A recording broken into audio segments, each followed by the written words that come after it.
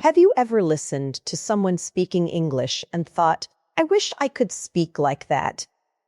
And then, just a few seconds later, another voice in your head whispered, maybe I never will. If that sounds familiar, you're definitely not alone.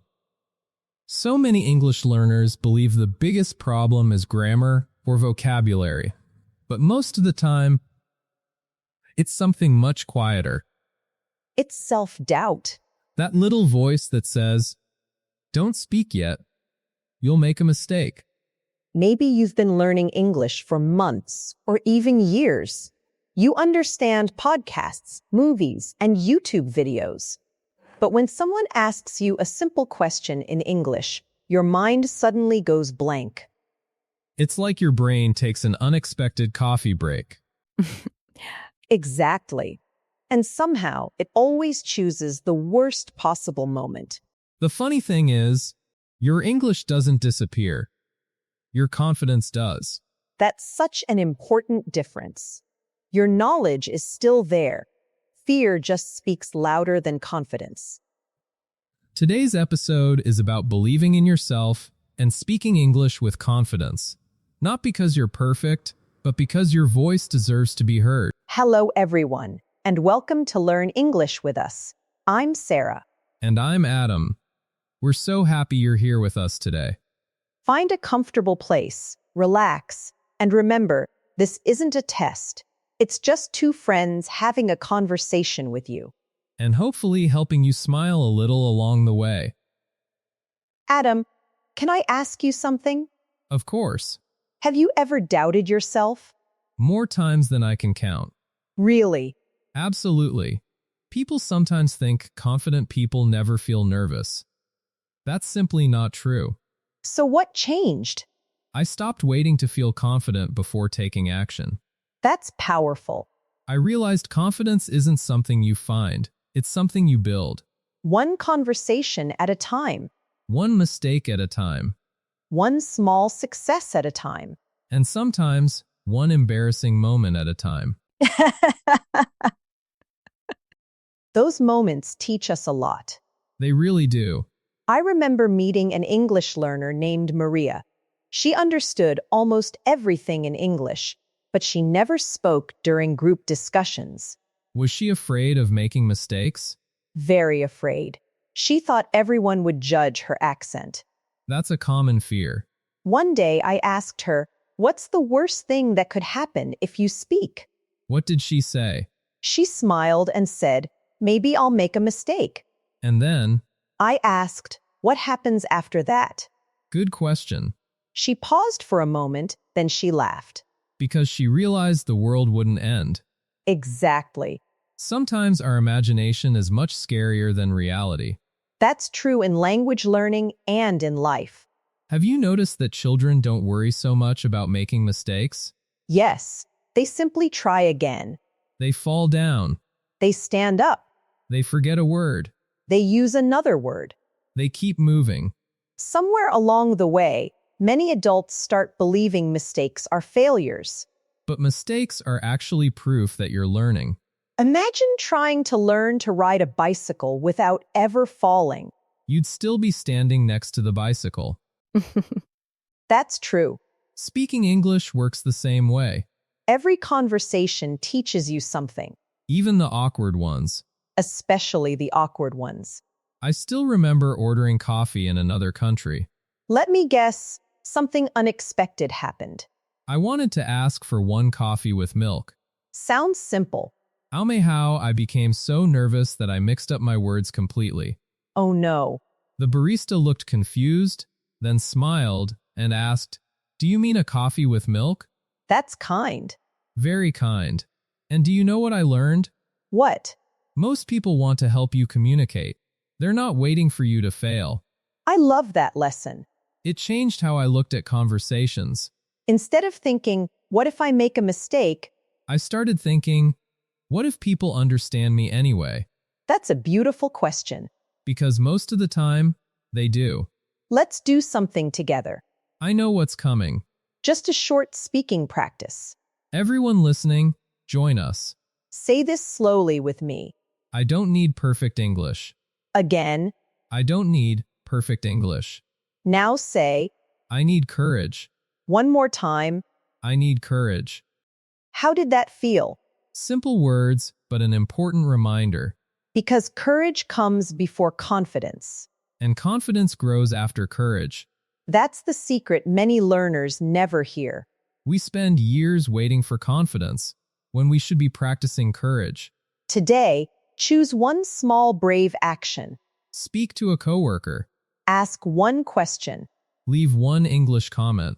Read one paragraph aloud.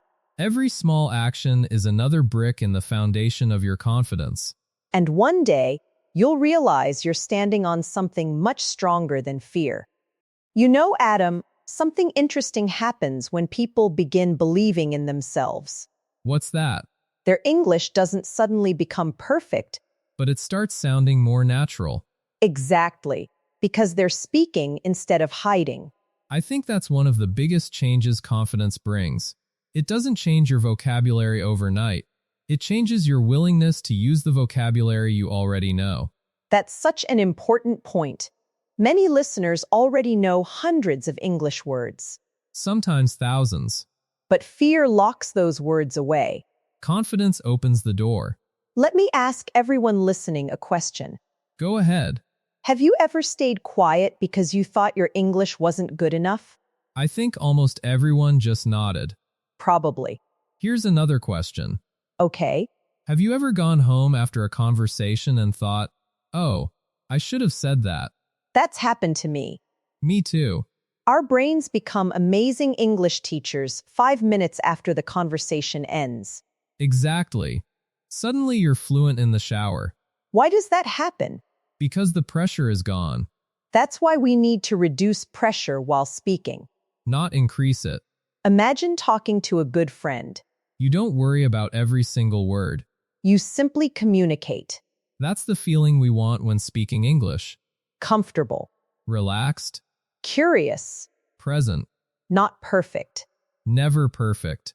Let's imagine another real situation. You're at work. Your coworker smiles and asks, "How was your weekend?" Such a simple question. Yet many learners panic. They start searching for the perfect answer. But they don't need one. A simple answer is enough. It was great. I spent time with my family.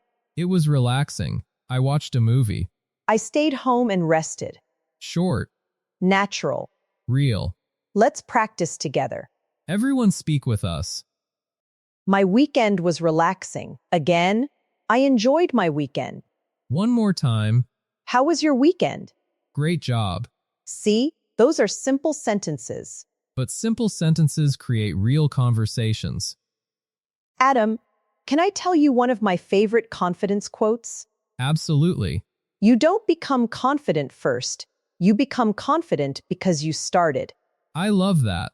Every confident English speaker you admire, Was once a beginner.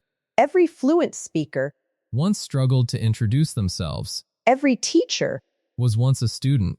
that's something we forget, We compare our beginning to someone else's middle. or even their finish. That's not fair to yourself. Can I tell another story? Please do. A friend of mine started learning English later in life. Really? Yes. He kept saying, I'm too old. I've heard that many times. One day I asked him, how old will you be in 3 years? What did he say? He laughed and said, 3 years older.